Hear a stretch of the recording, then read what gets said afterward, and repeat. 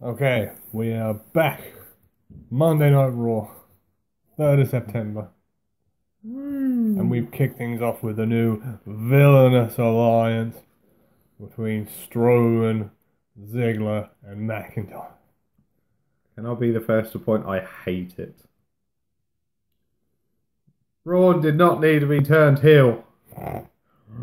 Oh, No, he did not. And let's be honest here, it ain't gonna work. no, it's not. Come Hell in a Cell, when that cage lowers, you think they're gonna be cheering for Roman? No, they are not. But did you notice when Braun came out, his entrance no longer has the "Get These Hands" written in it. Oh, They've taken it out. They don't want people cheering that. isn't going to stop people.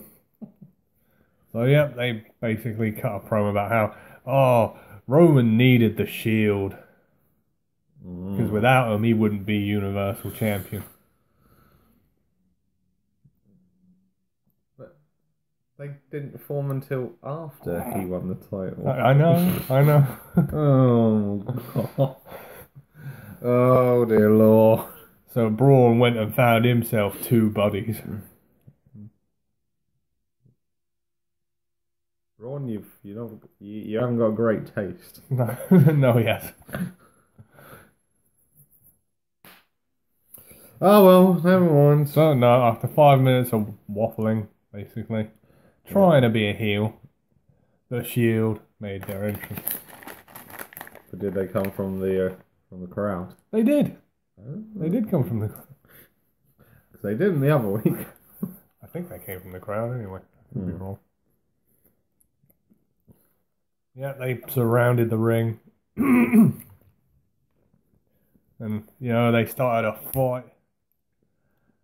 But then, predictably, the dressing room came out. Yeah. Tried to stop it. Mm-hmm. Didn't work. More people from the dressing room came out. That didn't work. For reasons we still don't know. Reasons unknown. They got the bad guys up the ramp. And the Shield, they broke away from the 15 or so people that were holding them back. And they ran up the ramp after them. And during the commercial break, we don't quite know how it happened, but the Shield were arrested. And they messed up them getting arrested. Really? And I'm not too entirely sure, but I swear as well. I can't remember which one it was. I don't think they were even handcuffed. No, they were actually. They literally just stood there with their hands behind their back. Oh, man.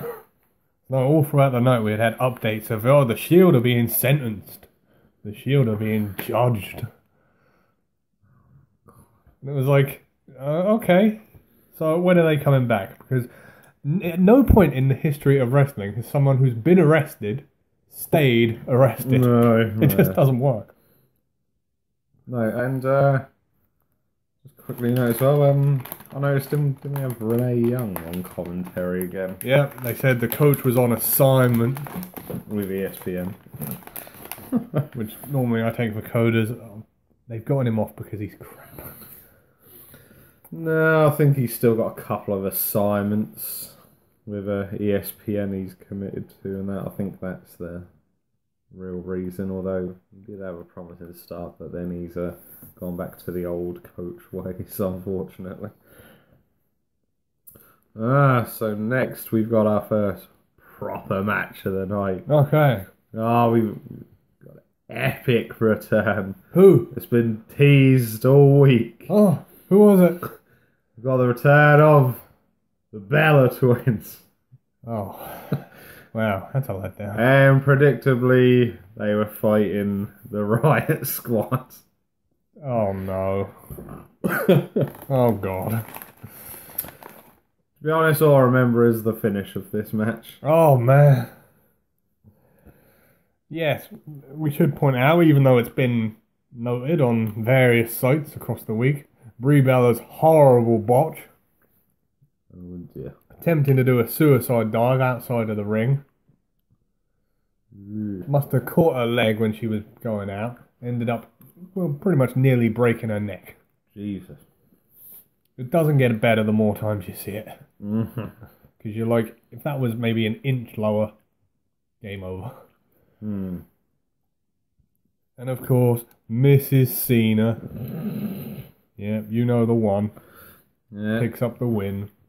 She won with the Rack Attack 2.0 on Liv Morgan. So, yeah. Right? Oh, God. Okay. Alright. We got some more tag team action next, and I'm hoping this isn't a sign of things to come. Bobby Roode's done being a singles wrestler. Yes, for reasons we don't know, that's going to be a running trend throughout this show. Bobby Roode and Chad Gable have formed a new tag team. And they were facing off against the Ascension. Yeah. The match happened. It was alright. I mean, I was impressed with Chad Gable in this match. He threw out quite a few suplexes here. Yeah, and in fact, he won with a German suplex pin. You know, that finish was actually pretty good because it was a roll-up into a German suplex. You're like, make that his finisher. It looks good. It does, and Bobby Roode seemed impressed with his new partner. I know it's going to be a cheap ripoff, but do you know what?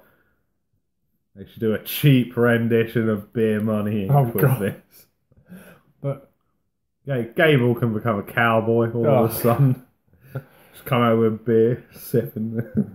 They wouldn't call them beer money. It would be like alcohol finance or something like that.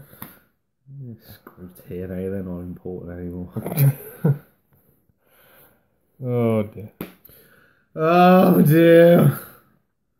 So next, got some women's action again. And we've got Alexa Bliss facing off against Natalya. Yeah. But of course, neither of them came alone. Alexa Bliss had Foxy. And unfortunately, she had Mickie James with her as well. Yeah. And Natalya had a BFF, the Raw Women's Champion, Ronda Rousey. Yeah, and before this, there was an Elias concert, you know, where he insulted the crowd. Again. You don't interrupt Elias. No, it was Bliss and her entourage. He was like, "Oh, I'm not happy with the way Trish interrupted you last week. Everyone wants to hear you sing." And she did that thing because they were actually in Ohio. Okay. So she played up to the crowd and went, "Yeah, I'm from Ohio," and then turned it on its head and went, "I'm the best thing to come out of Ohio." Boo. So yeah, and then that led to the match. And again, all I remember from this match is the finish. Oh god, this was bad. Alexa Bliss trying to send a message to Ronda Rousey. She made Natalya tap with the armbar. It wasn't a good looking armbar. Well, to be fair, depending on who Ronda's fighting, her armbar doesn't look that impressive at times either. I mean, it didn't even look like it hurt. No. Oh, and then the botch. So then, inevitably after the match, Ronda went to go check on her body, see if she was okay. Alexa's then tried to get a cheap attack in on Ronda. She's then given her a few punches to the stomach, and then with that, Alicia Fox has got in the ring. I presume she's meant to do like a axe handle smash to her back. Completely missed her. Completely missed her to the point where the crowd, I think the cameraman actually saw it was coming and conveniently moved the camera away to a different angle when it happened. Brilliant. But you could still tell what happened. And then, of course, Ronda's got to sell it. Then, oh my god. Slow it down, Ronda. Oh dear. I thought she was going to snap Alicia Fox's arm off at one point. Yeah. She was proper yanking and just launching her across the ring. And then Alexa Bliss tried to get a sneak attack in again. And it worked to an extent. But then Ronda then got in a few kidney punches and that, and Alexa walked away. Pretty much the same thing that they've done for the last 4 weeks. Woo. Yay. Okay, the story of this one. Tag team title match was supposed to be the Revival. Against the B team. Yep. But earlier in the night, you had Ziggler and McIntyre talking to acting general manager Corbin. Yeah. And he was like, right, so if the Revival got taken out, we'd be the #1 contenders. And Baron was like, yeah, if they were taken out, then I'd have no choice but to make replacements. So you knew where this was going. Yeah. So, did the Revival get taken out? They did. There was a commercial break, it came back, and the Revival got beaten up by Ziggler and McIntyre. So, you know, you had the B team come out. You know, you love them guys. And it was like, and their opponents. Wasn't the Revival. No. It was Ziggler and McIntyre. So, conveniently, Yeah. that was the match. Screw it. Let's just skip straight to the end. We have new tag team champions. Ziggler and McIntyre picking up the victory with a Claymore and Zigzag, and Drew McIntyre picking up the pinfall on Curtis Axel. Again, these are two singles wrestlers. I thought the whole thing was they were going for singles titles. Yeah. They have tag teams on the roster. This doesn't need to happen. No. You know what? I'm sensing a running trend here on Raw. Are we secretly on SmackDown, or is Teddy Long backstage? Maybe he is.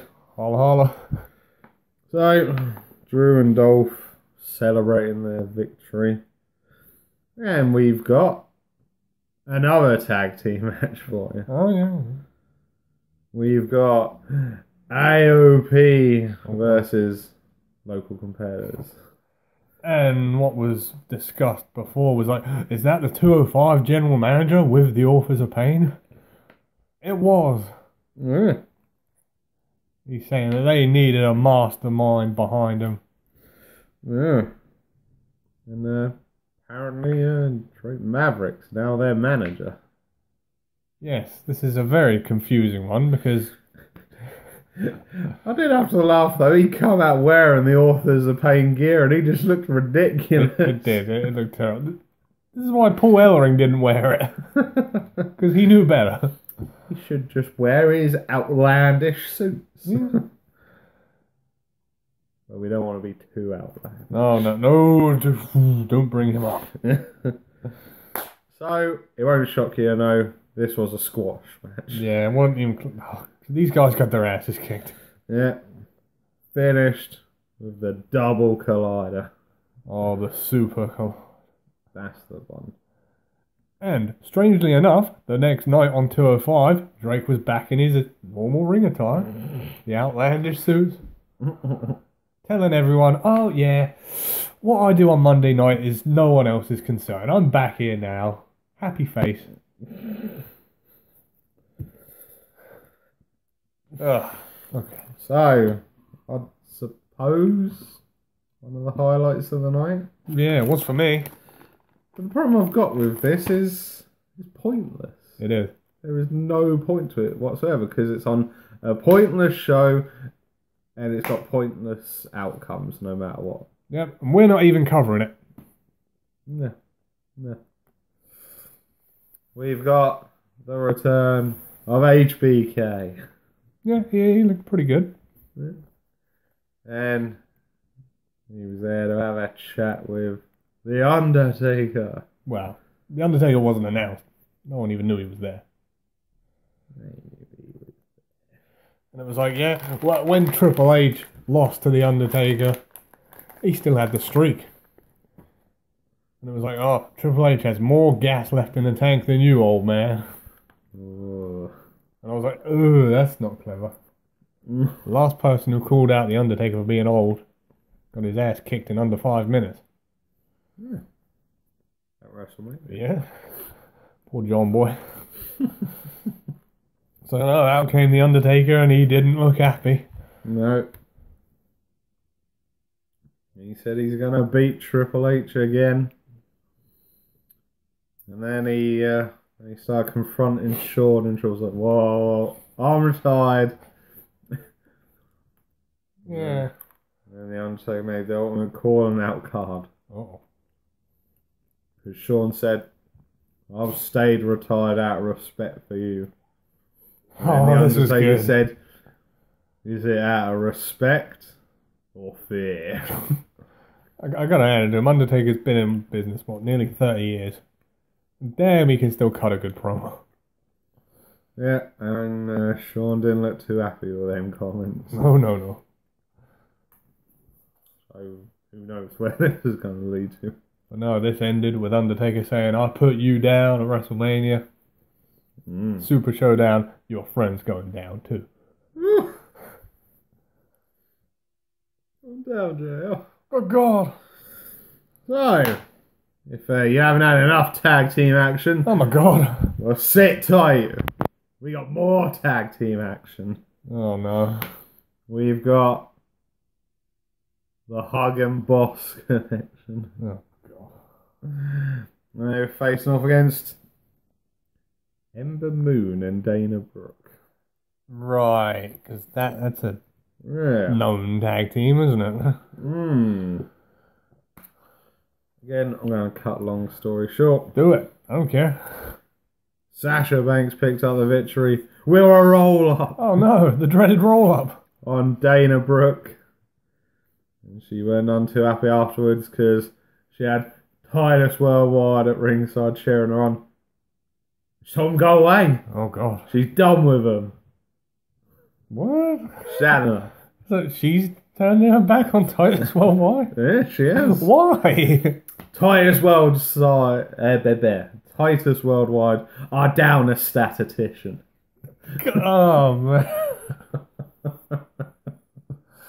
Right. Okay. Yeah. Oh. Oh, and then we had an angle next. Oh. Not Kurt Angle. And Jinder was out to help Bobby Lashley, with his meditation. Yeah. Lashley's apparently had anger management issues, so he needs to calm it down. Apparently. So, no, we're not going to go in great detail with this one. No. Shocking return, though. Oh yeah, no one saw this coming. We were deep in meditation, and much to our absolute bemusement, Kevin Owens appeared. But I thought he quit. He did quit. And he started beating up on Bobby Lashley. Oh man. Bob was down. And then, add insult to injury, he hit him with a power bomb on the hardest part of the ring, apron. I don't believe it.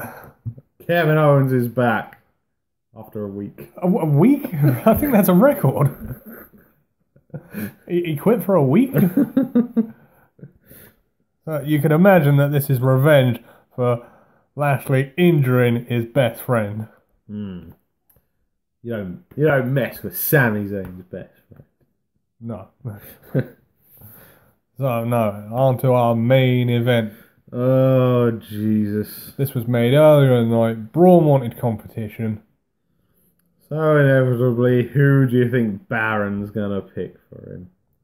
Oh, that fighting Irishman. Not Finlay. Because he only breaks up fights these days.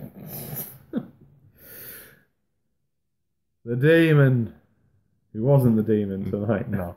This was Balor Club. Finn Balor. Well, they've done this match before, and it's pretty much ended the same way every time. Finn tries his best, gets all his spots in, but ultimately loses to the running power slam. But then we weren't done there. No. No.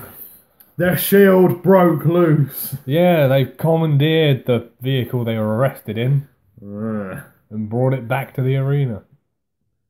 Right, so, and then here's where we just get completely effed up and confused. Then the entire locker room comes out, and the entire locker room beats up the Shield. Well, all the heels anyway. Oh, yeah. I've got to say this. I'm a fan of Barons, but is this seriously the best the booking department can come up with? It's so ridiculously predictable. He's going to be targeting Finn Balor every week, and he's just going to go out of his way to piss the Shield off. Yeah. Great. I mean, there were some people in this brawl that I was thinking, like, why are they there? Oh, what do you mean, like the Ascension? The Ascension. Drew Gulak. Yeah. And I think as well, Mike Kanellis was there as well. He's still employed? Yes, he's still employed. And for reasons we don't know, Mojo Rawley was out there. Yeah. Oh, and the Authors of Pain were there as well. Minus Drake Maverick. Yes. It's like, I can tell you right now how this is going to go. Because they did this angle a couple of years ago with the Shield. Yeah, there you go. Mike Kanellis was there. Oh. Jeez. Yeah, they did this same angle a few years ago with the Shield. Back when Triple H was in his rivalry with them. And it ended up being a night of the Shield just taking out everyone. Yeah. So if next week's Raw isn't the Shield taking out everyone, I'm going to be very disappointed. Various backstage angles of them just taking out people. Oh dear. So that was how it ended. All the heels in the locker room standing over the Shield. Yeah. So, yay. Right. Confusing show, man. Not very well booked at all. So, that's going to do it for this one. And my God, cut down on the sodding tag team matches. Jesus. Yeah, how about the old triple threat in there? Yeah. That's it. Call it. Yeah, that's it. From your hosts, the master of the brain damage, Martin? and the one and only Sam H. We'll see you again for the next one. Tag Team Evolution.